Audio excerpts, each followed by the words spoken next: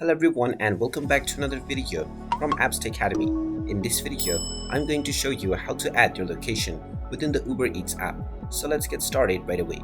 First of all, open up the Uber Eats application on your device.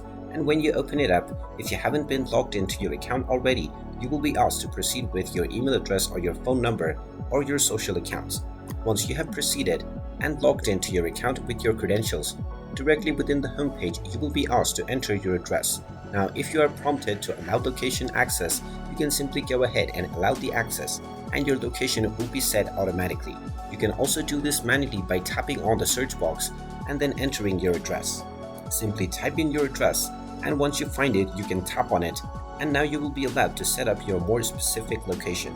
You can tap on the Edit Pin option to drag the pin to your exact location. Then tap on the Confirm Location option, and now you will be asked to enter your street address and your building name. After entering your full address, you can tap on the Save and Continue option, and now your address will be set within the Uber Eats application. And there you have it. That is how easy it is to add your location within the Uber Eats application. If you find this video helpful, make sure you hit that like button and subscribe to our channel if you haven't done so already.